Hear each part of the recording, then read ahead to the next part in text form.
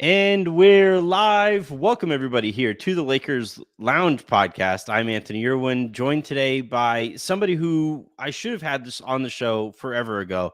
We actually did a brief little time. We did have like a setup where we were doing shows fairly regularly with each other, just for a brief little stretch there. He is Trevor Lane of LakersNation.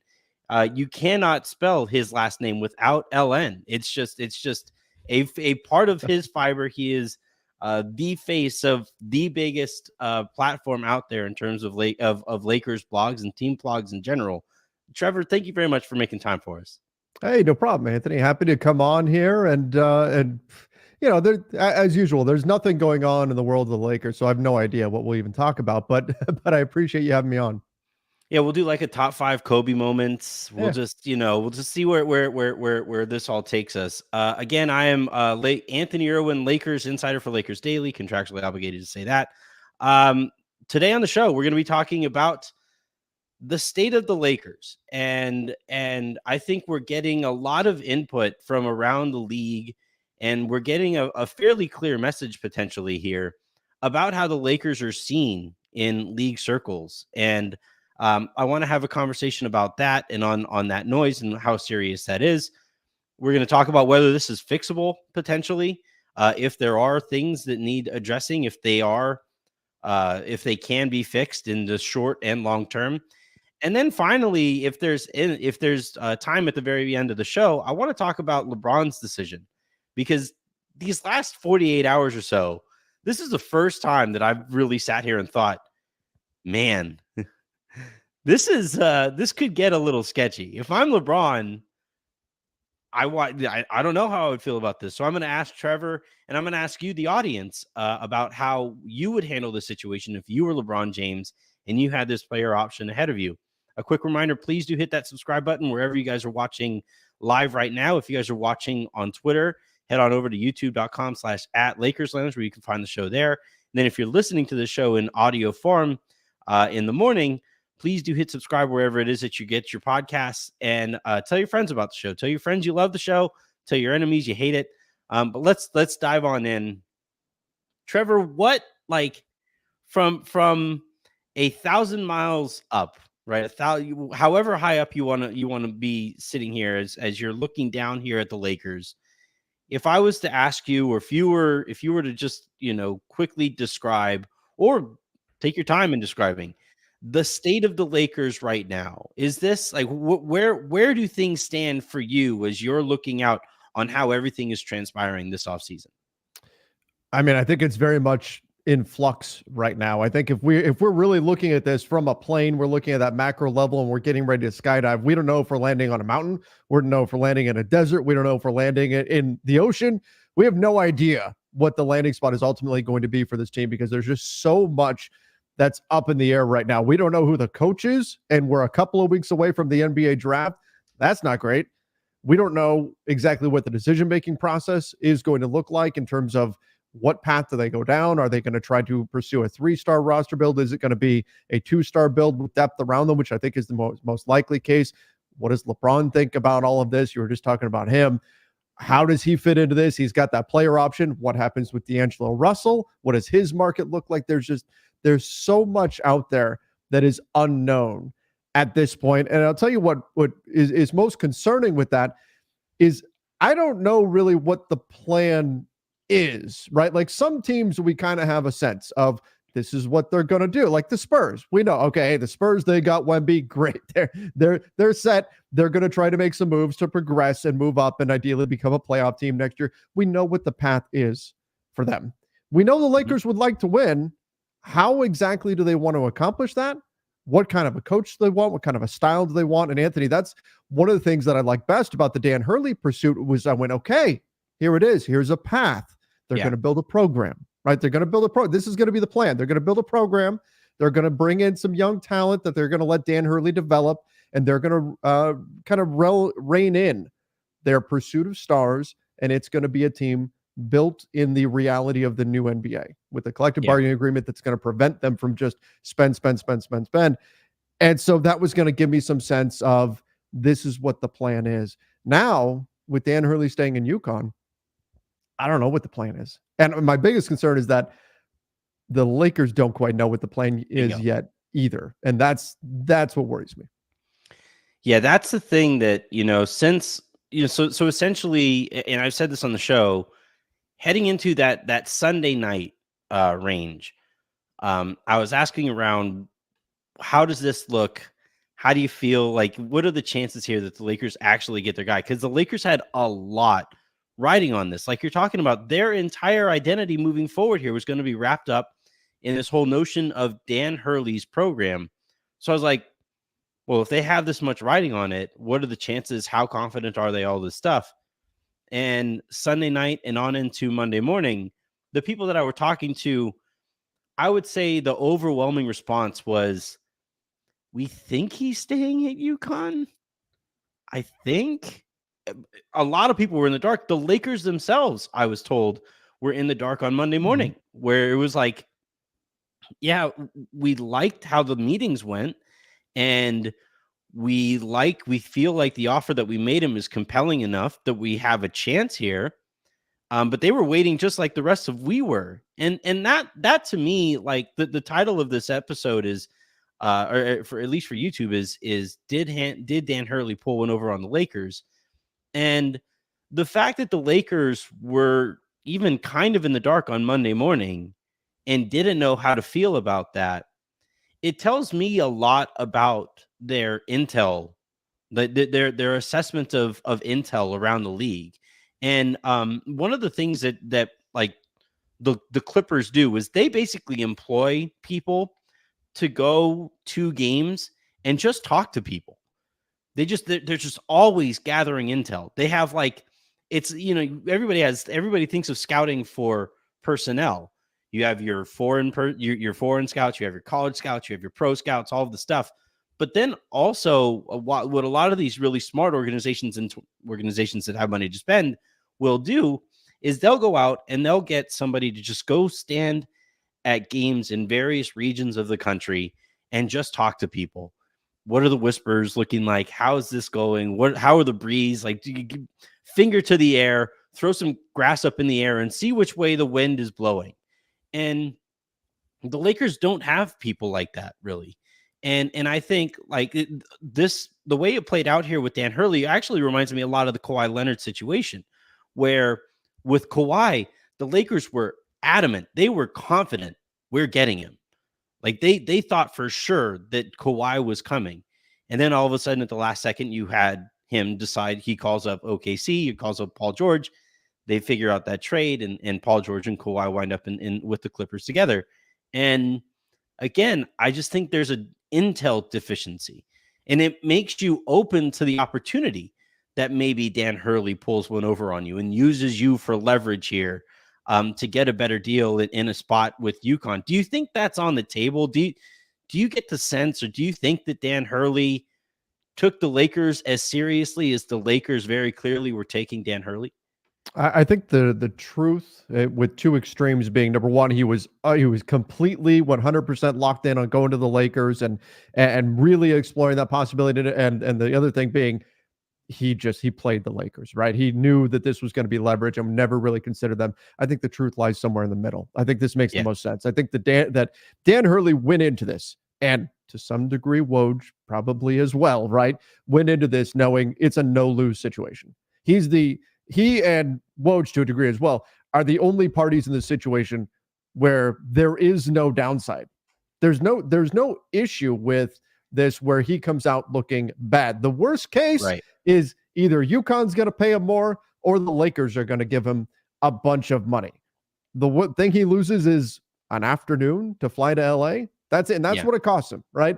So for Dan Hurley going in, I'm sure he had some interest in the Lakers job, but was he completely committed to really exploring this and open-minded? I don't know. But if I'm him, I'm looking at it going, man, I get connected to the Lakers. Look what's happened so far this summer. Jason Kidd got connected to the Lakers, got paid. Ty Lue got connected to the Lakers, got paid. Dan Hurley's probably going, damn, hey, might as well, because worst case, I'm getting paid by somebody. Somebody's going to give me a whole bunch of money. Even if I wind up staying here at UConn, they're going to pay me more. So it was a no-lose situation for him. Yeah, I think like right now you're basically having this entire like Woj and Shams feud over the Lakers head coaching search or whatever. I just saw this clip before we went live. This is Shams on Pat McAfee's show for ESPN. A pretty obvious dig that he gives to Woj here. Mm-hmm.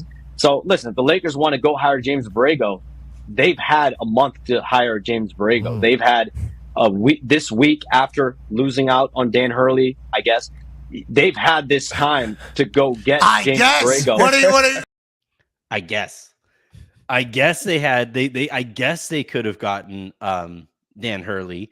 And like the thing with the whole Woj and Hurley and did the two of them use the Lakers, the place where that theory kind of falls apart to me is that Woj has a very good relationship with Rob Pelinka. Like that is Rob has done his show in the past. If you go to Vegas Summer League or anytime Woj goes to Lakers games, the person he's talking to for basically the entirety of his time while the Lakers are on the court tends to be Rob. They have a very good relationship. I don't think Woj would use Rob in that way.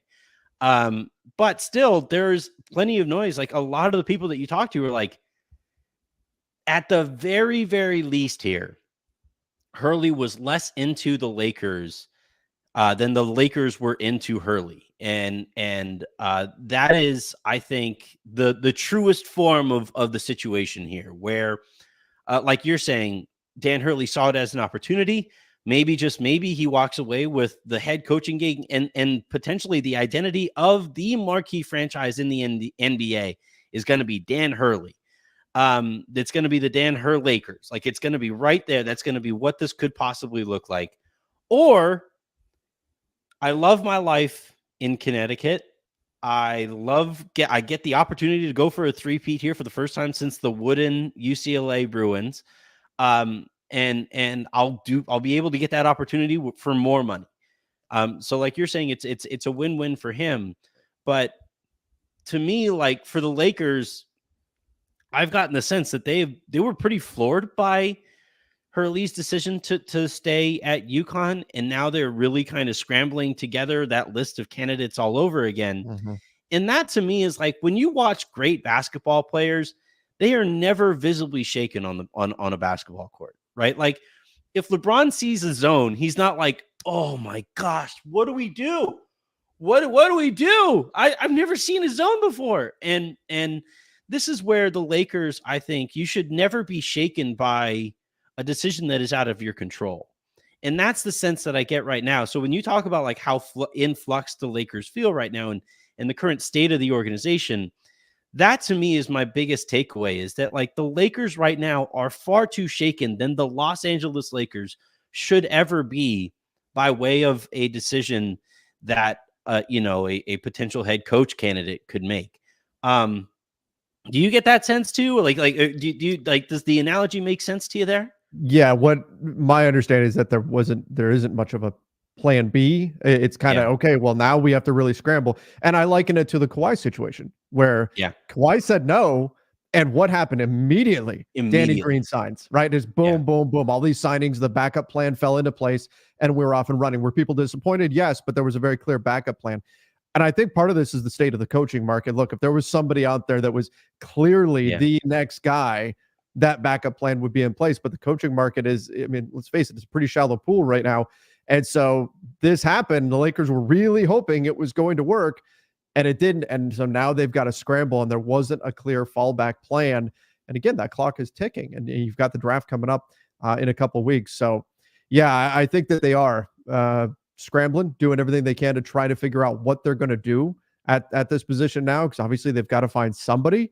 I think they really hoped it was going to be Dan Hurley. I was a little bit surprised the offer wasn't higher, that they didn't come stronger with that offer, given that the alternative was, oh no, now we're really in trouble and we've got to try to find something. I thought if that was the case, the offer would reflect that kind of, I don't want to say desperation, but determination to get Hurley.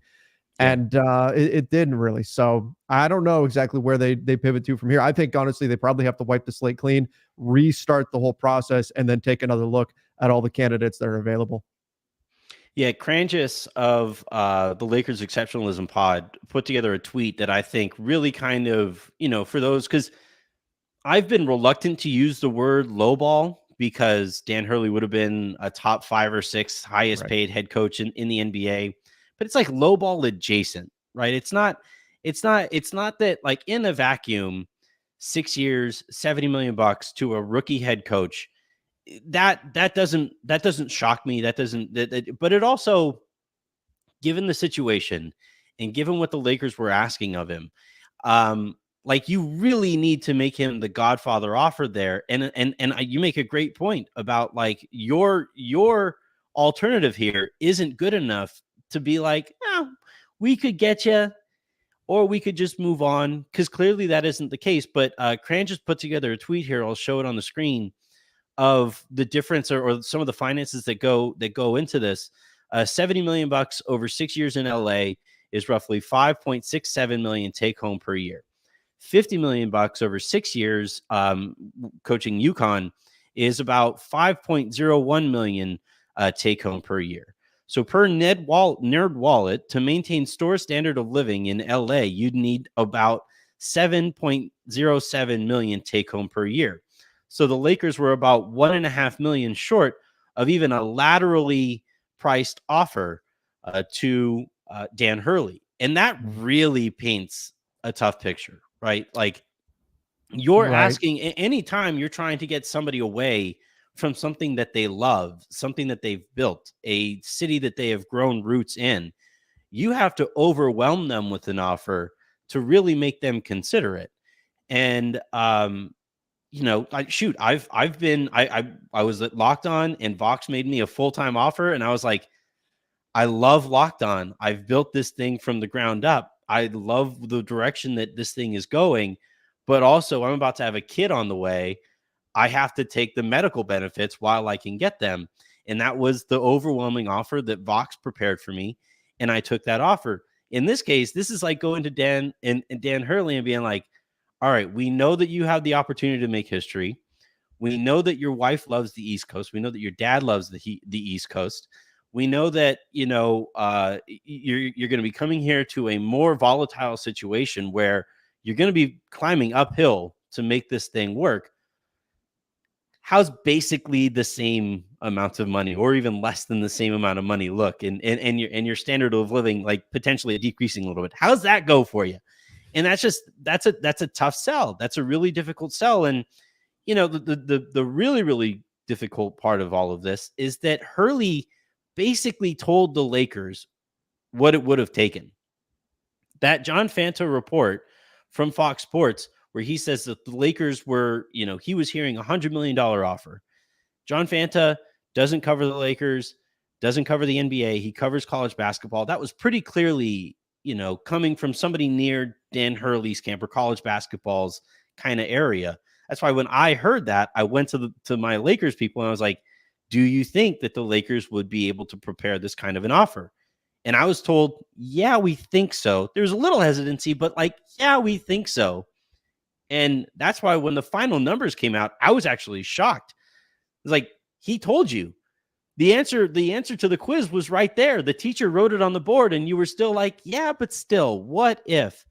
What do you take from the offer? Do you take from that, like, the Lakers have budget issues? Because I saw Stephen A. Smith kind of calling them broke on First Take this morning. Like, what do you take from that kind of an offer there? I think it's a situation where they weren't adapting to the new market. I don't know if I want to say they're broke. This is one of the most valuable sports franchises, not in the NBA, but on the planet, right? Yeah. I'm not going to cry poor for the Lakers here, but when I look at what's happened in coaching salaries, right? A couple of years ago, Darvin Ham got $5 million per year, and that was seen as pretty good. That's a pretty solid salary, right? Yeah. Now the new norm, just a couple of years later, and we could talk about the CBA implications and all that, but a couple of years later, it's about 10 million, right? 10 million plus. That's what we're seeing guys get. And that's the other thing. When I look at that Hurley offer, I think, okay, that's pretty good for right now. Maybe not compared to what he's getting in Connecticut and all that, but in terms of the general overall coaching market, that's pretty good. But it's not going to look that good a year from now or 2 years from now, once some of these coaches who haven't gotten new extensions get caught up and get brought up to the new reality that about 10 million is kind of normal now in the coaching market. So when I look at that offer, I think the Lakers, did they really go after him the way that they needed to? Not really. Not the way that, not to a point where I wanted people to say, good Lord, Dan Hurley is insane if he turns down that number. That's what I want. I want the narrative to flip and have it go, Dan Hurley's a madman. The Lakers did everything they could, and Dan Hurley's he's crazy. I can't believe he turned that down. Yeah, nothing was going to get him out of Connecticut. Like, if that's not going to get him out of there, nothing will. Exactly. And the other piece to this that, is a little bit concerning, right, is under the new collective bargaining agreement, we look at the new salary cap tiers. Everything is done to suppress teams from spending, right? And this is aimed at Steve Ballmer. It's aimed at the Warriors. It's aimed at these teams that can spend. But there is no salary cap for coaches. And to me, that's where being the Lakers needs to matter. That's where being the Lakers needs to matter, because that's the place where it should. That's the place where the NBA isn't legislating in parity. That's the place where you should be able to say, hey, we're going to spend this much. We're going to offer this much because we're the Lakers, and we can. And again, I'm not going to cry poor for them when they're one of the most valuable sports franchises on the planet. So that was a little bit disappointing, particularly if the thought process is, this is the guy. The future of the team post LeBron is going to be built around a program. And this is the guy that we need to run it. Then what are you doing? If this is the guy, then you do what it takes to make sure you go get him, or you want to make it something that it's crazy for him to turn, like there's no dollar amount that was ever going to keep him there. And that's not ultimately where we landed, which maybe begs the question, did they really see him as the guy? Maybe they didn't, but that sure seemed to be what was getting put out there, was that he was the guy that they wanted to make a focal point of this team moving forward into a post-LeBron era. But the numbers just didn't reflect that. Yeah, it's a version of, like, the Lakers have seemed kind of reluctant to go all in on the LeBron James and Anthony Davis era, especially in recent years. Obviously, they didn't do anything at the most recent deadline.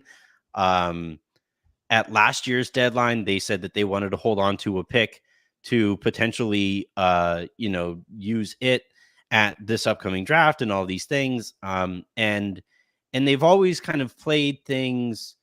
They've kind of straddled that fence of, building, obviously, and giving LeBron and AD something of a chance to compete in the right now, but also with an eye towards what happens after LeBron and AD.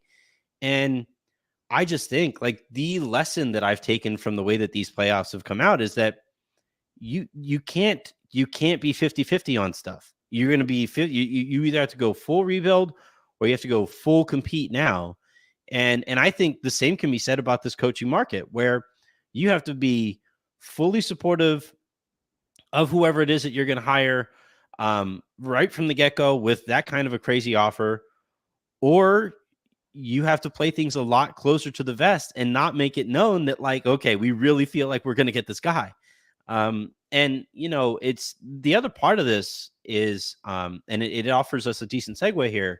The other part of this is coaches are kind of sort of letting us know, like, when you listen to people around the league talk about the Lakers' job and other people covering, the rest of the league as a whole, the takeaway tends to be, the Lakers see it as this incredible honor. You get to coach the Lakers. You get to walk the hallways that Phil Jackson walked, and you get to, man the sidelines that Kobe and Magic and Kareem and Shaq and LeBron have either formerly sat on or played for or currently do. And yet, to a lot of people, it's seen as another job. And it's just, it's an opportunity. It's maybe a little bit better than most because of that cachet around the league. But to a lot of these coaches, they walk away from their conversations with the Lakers like they think that they can underpay coaches because it's coaching the Lakers. And I just don't necessarily think that they can continue to think of things that way. There is, in my opinion, nobody doing this better than Lowe. He's insanely plugged in. And when he offers up analysis, it's usually coming from a place, an educated place. He said something along these lines this morning for ESPN. I wasn't surprised, and I'm less surprised now that Woj mentions an $8 million figure from UConn. 8 versus 12, you factor in taxes and cost of living, the thing shrinks, the gap shrinks. And look, like, he's got it made in the shade at UConn despite all the changes in college basketball. He's the king of college basketball. The Lakers' job is not that great of a job. They're a play-in team pretty much every year in a conference that is only getting better all around them, from the bottom and the top and the middle. It's a fight every year just to get out of the play-in. LeBron is almost 40. What's the vision for this team after LeBron leaves? Yeah, they have Anthony Davis. That's great. They have Austin Reeves, some other things. Like, you're not staring at a no-brainer championship window down the line. Every coach gets fired. I don't care how many years they have left on their contract, 2-3 years down the line, they get fired. And, you know, it's easy to say, someone's coming, a superstar's coming, and maybe that will be the case. We're not that far removed from the Lakers being a straight-up bad team for 5 or 6 years. I just don't think this is that great of a job. And it's not, I don't think the Lakers should be embarrassed that Dan Hurley turned them down. Yeah, they got public, and that's a little, I guess, embarrassing, but they'll get a good coach. He goes all that far he goes that whole length to say that it's a bad job, but I don't think you need to be embarrassed. Like, it's like that's the exact opposite. That should be, especially if you're the Lakers. Suddenly the Lakers aren't a good job. That should be embarrassing. If that's true. I don't know if that is true. It seems like the Lakers are polarizing, right? Where depending on who you talk to, the Lakers are either a great job and it's still the Lakers and it's amazing and it's this glamour franchise, or it's the worst job and it's kind of, you know, what Lowe presented there. Well, I wanted to ask you about that because for a while there, it was unanimous. You wanted to play for the Lakers. You wanted to coach the Lakers. You wanted to wear Lakers gear if you were unemployed because it improved your chances at getting a better offer somewhere else. Like that sheen that used to be, you know, the analogy that I've used is that the Lakers at one point were certified 24 karat gold right to the core. And over the years, we're starting to see that they are more gold plated. You know, they are, and eventually you start to see fading on gold plated things, and you don't necessarily see the same fading on certified 24 karat gold bricks. And my thing when I hear Lowe say that, and again, in talking to people around the league about this job, is like there is the sense that they're going to be kind of reluctant to spend on assistant coaches. Your resources there aren't going to be necessarily what you would expect, seeing as they are the Lakers and all of these things. Is there anything that the Lakers can do short of what it would have looked like if they hired Dan Hurley here? Is there anything that the Lakers could do to fix that reputation, to get that back to a place where it's not as polarizing? That, like, right now, I would say it's 50-50. People feel, I would agree with you. It's like, you know, people are torn how they feel about this. Is there a way to get it back to this is a legitimately good, great job, period, and get that sentiment, get that reputation up? Well, I mean, what you're talking about suggests that, you know, we're in a gilded age here for the Lakers, and that worries me. If anybody knows their history, what's coming on October 29th, then if we do see some sort of terrible crash here for the Lakers, where everything looks good on the outside and everything is fun and it's the roaring 20s and people are having a good time, and then when you actually get into the thick of it, it's not so great. I do think, though, that there is a path back, and we've seen it. And it requires a very clear identity. It requires a very clear vision. And unfortunately, I think that they found it and then they didn't realize what they had. You don't know what you got till it's gone. If we want to go back to the 80s, right? So you've got Kawhi says no. The Lakers pivot. Okay, 2 stars, depth. We're going to get a bunch of guys that are going to defend like crazy. We got a bunch of the team that's going to be big, physical, strong, switchy. They're going to kick their ass every night. They're going to be this team that is going to be a problem to play against on a night-to-night basis, because maybe they're not the best 3-point shooters in the world, but they're bigger, faster, stronger than everybody else. Mm-hmm. And it's like the rest of the league went, oh, light bulb. This is the way we build rosters from here. Super switchy, long defenders, build around 2 stars. Here we go. The Lakers had that, The Lakers, I think, jump-started this new era in the NBA where this is how you build rosters. And then went, no, just kidding. Russell Westbrook, come on down. Let's go back to the old style. They found something. They found an identity. And then it's like they didn't believe what they had. And now they're still trying to recover from that. They have to get back to that point where they figure out this is going to be our identity. And the problem is LeBron's turning 40. So you don't have that much runway to really build up that identity. So I think that the ultimate solution is post LeBron, they're going to have to rediscover what that identity is. Because like I said, right now, there's so much up in the air. There's so much uncertainty. What is this team? Hell, even look at last season. What was their identity through the play-in tournament? It was, we're a defensive team. Yep. By what? March? They were a terrible defensive team, and their offense was what was carrying. They flipped their identity mid-season. And some of that's injury related and everything, but you need to see a cohesive, clear plan. This is what this team is. This is what they're going to be. This is how we're going to find success. And if they do that and get everybody pulling in the same direction, from the front office to the players to the coaching staff, that's how you get this back on track. But until you figure out what that is, what that identity is, what kind of team are you going to be? What kind of players are you going to be targeting? What kind of a system are you going to run? Until you get all that on the same page, then you're going to be stuck. Kind of, hey, we're going to go this way. No, wait, we're going to go that way. Okay, maybe we're going to go after this player. Maybe we're going to go and make this trade. Yep. And without that cohesive identity, you're never going to find your way back. So is it possible? Yes. And again, I think they kind of stumbled upon it years ago where suddenly they had an identity. But that's step number one. It's figure out what your identity is, what you are. What does it mean to be a Laker in 2024? We know what it means to be a Laker in the 80s. We know what it means to be a Laker during the Shaq and Kobe era. We know what it means to be a Laker during the Kobe Power era. This team now, we saw what it was in 2020. This team now has to find that identity, and that will put them back on the right path. A lot of times that identity comes from the very top, Absolutely. and that's the spot where we need a strong Genie Bus to step in and be like, all right, enough is enough. You've hired 3 different coaches, and this will be your 3rd hire in 5 years.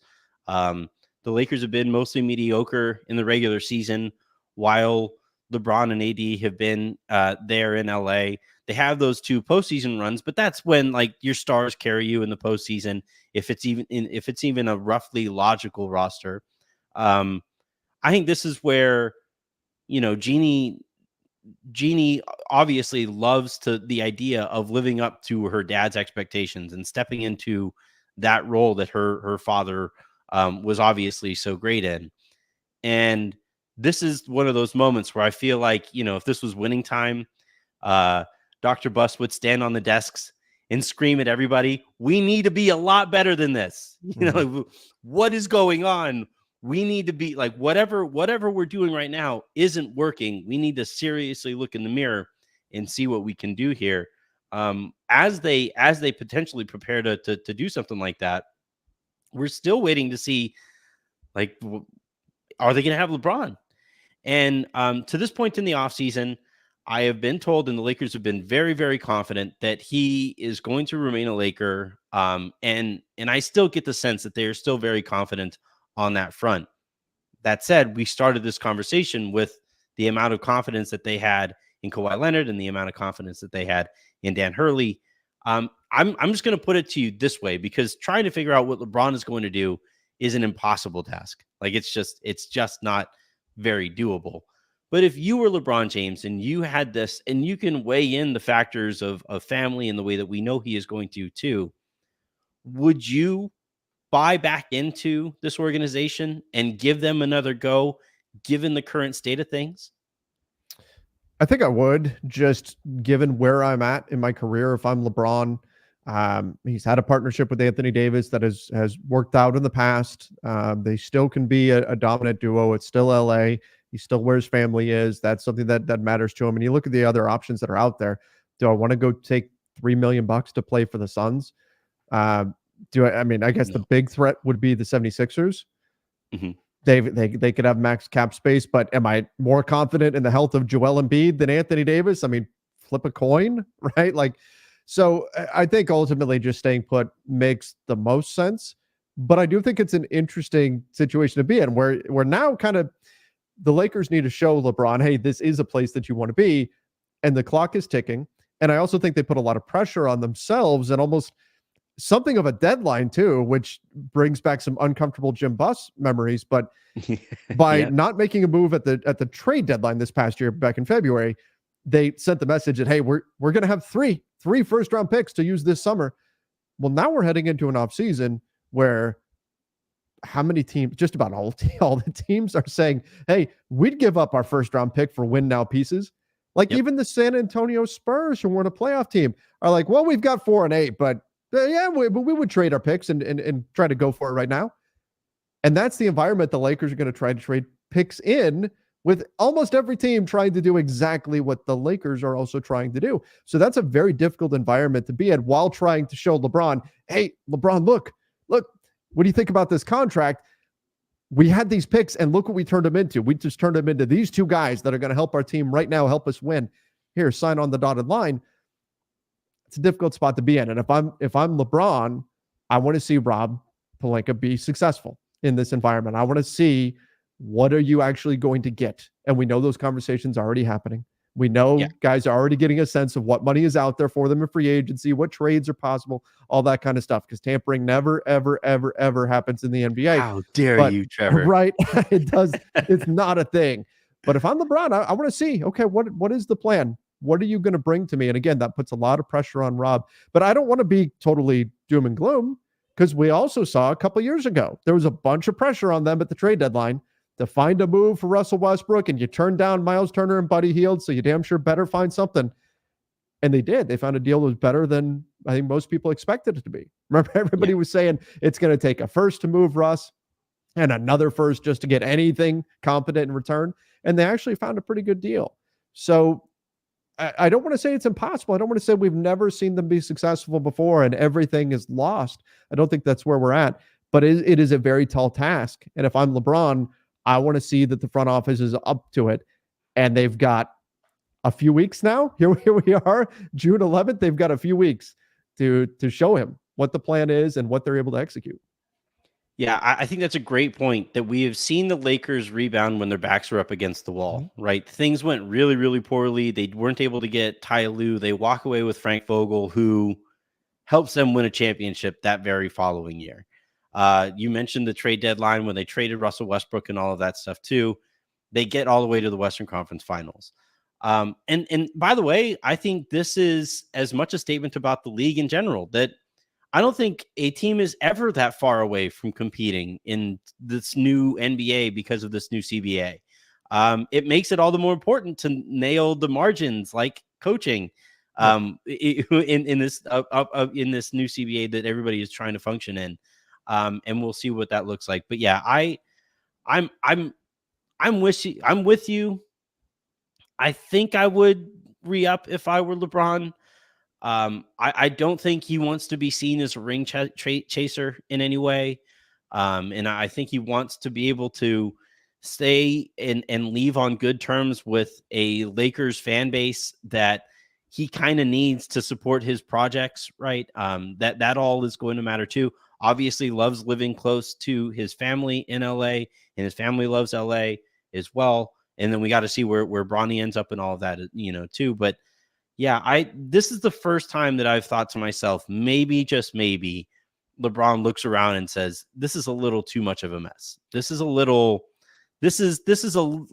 know that we don't have Ballmer type resources. I know that we don't have Lacob type resources, but that doesn't mean we can't be smarter with the resources that we have. And that to me, like Daman Rangula sent a friend of the show, sent a great tweet, I thought, last night, saying basically that the Lakers, they operate like they have a lot more resources at their disposal, but they don't. They have to be better on the margins. They have to nail the head coaching thing. They have to, improve their analytical department and all of these things, because, compared to the spending capabilities of some of the teams, especially in their own division, they aren't there. And the way that you make up for that is by operating like the Oakland A's used to, those Moneyball A's used to. And yeah, we'll see what they're capable of there. But Trevor, I have greatly appreciated you stopping by. This was an absolute blast.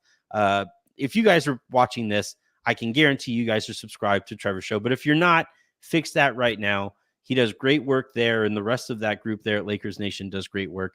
Anything that you want to plug before we get you out of here? No, I mean, you guys know where to find me, youtube.com/Lakers Nation, the Lakers Nation podcast, where I do most of my work. No, this was great, Anthony. This was a lot of fun. And I hope that whenever we do this next, I hope we've got a bunch of positive stuff to talk about with the Lakers. And they've had a great offseason, because right now we're in a negative space, but obviously that can change very quickly. So hopefully next time we've got a bunch of sunshine and rainbows to discuss here. But thank you for having me on, man. I appreciate it. I hope so too. Things are just so much. It's literally gray outside. It's been nice and sunny for like the entirety of the last week. I wake up today and it's just doom and gloom, and it kind of tracks with how the sentiment is around the Lakers. I do have to stick around here and answer some super comments. But Trevor, if you want to peace out, I've greatly appreciated chatting with you. This has been an absolute blast. Hey, thank you again for having me. I appreciate it. All right, let's go ahead and dive on into the super comments here before we get out of here. The first one here comes from, well, it means I also get to play this one. Rye Guy writes, Shams on his return of the Jedi-ish after Woj's Empire Strike Back moment last week. My goodness, Shams cooked today. LA embarrassing right now. I think the same can be said about a lot of the people in this industry, that a lot of your newsbreakers were sitting there looking a little sideways at that information flow. Nobody had heard about Dan Hurley. If he was on a candidates list, he was not like, he didn't have his name circled or highlighted or underlined or anything like that. We basically, like, you know, all of us who had been tracking this situation from its beginning saw that Dan Hurley thing and we're like, nobody's had that. That doesn't make any sense. And then to have it be so definitively followed to the extent where a lot of us who have just been tracking this story to this point, to basically have that, you know, Woj goes out, reports that, and have all of us called frauds for merely having the story like it looks correct right now. JJ Redick is a lot more likely to be the Lakers' next head coach, even given the current state of things, than Dan Hurley.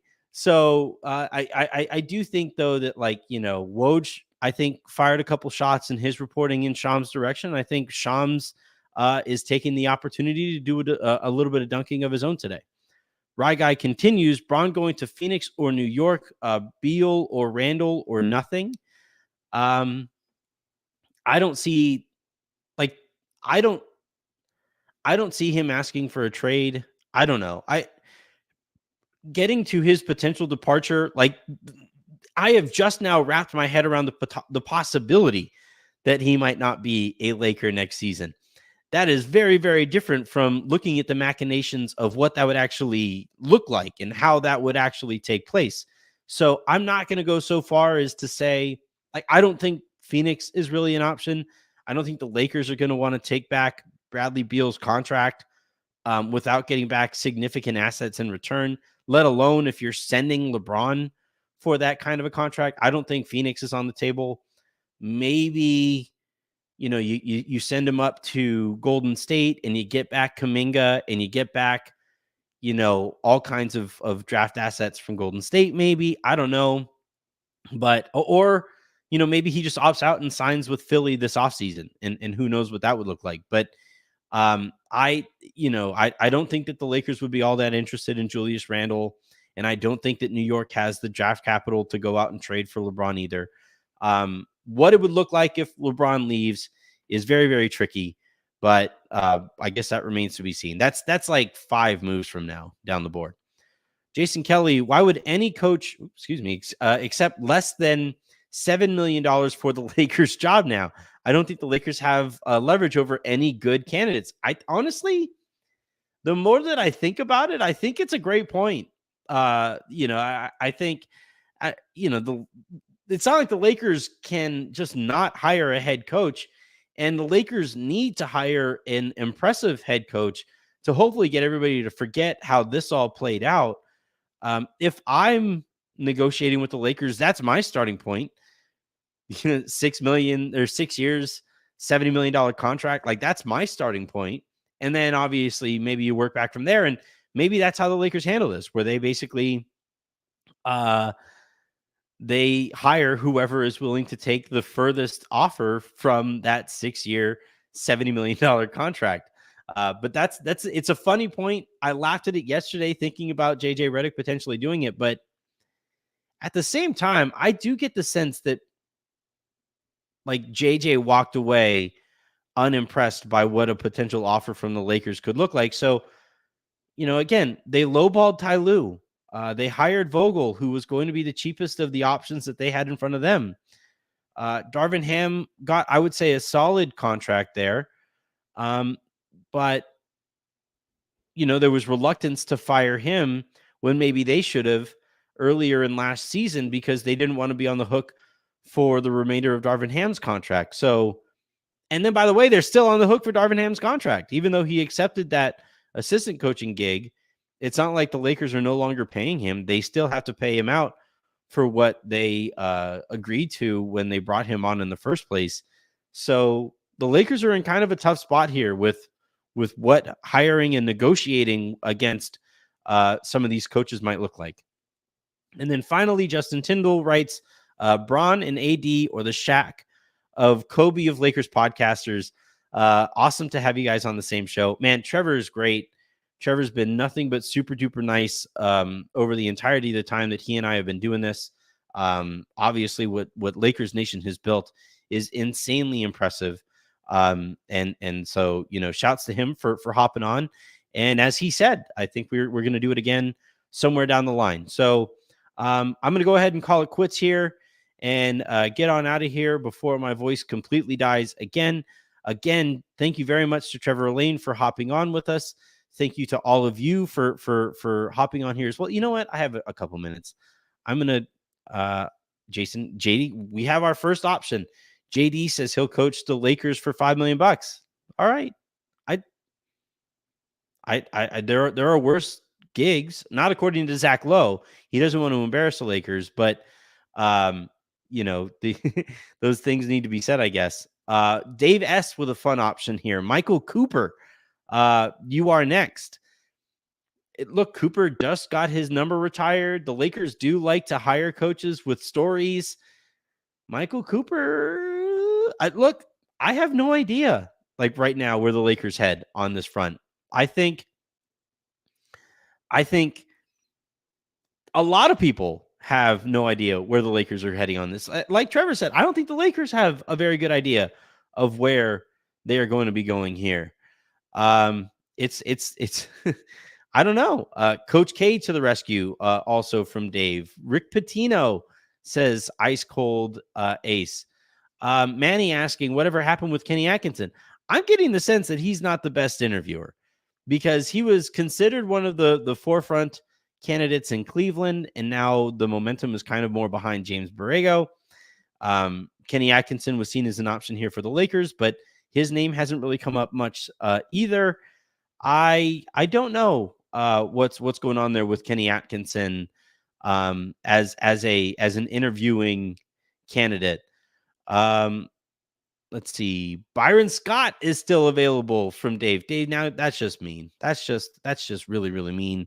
That hurt my feelings. I don't know.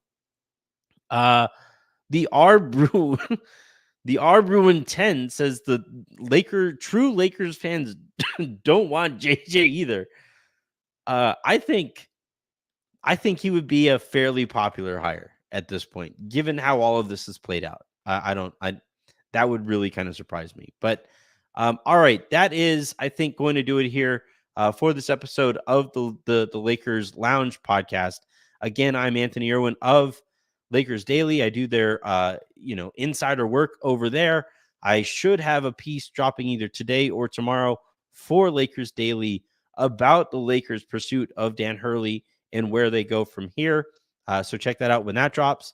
And yeah, the plan is tomorrow I'm going to reach out to Aaron and see if he wants to come on tomorrow. And if not, I'll just be back here to give you whatever update I can on the Lakers head coaching gig. And then after tomorrow, I think I'm probably going to kick off the player review series as we wait for more clarity on the head coaching stuff. I'm heading out onto vacation, so I'm hoping to have reviews up here on the channel, however it is that you get the feed, for Thursday and Friday. And then I'll bring my stuff with me in case we get breaking news over the weekend while I am lounging in the Gulf of Mexico. So until then, and until the next time you guys hear from us, I'm Anthony Irwin saying have a great rest of your day. Make somebody else's. I'll talk to you tomorrow.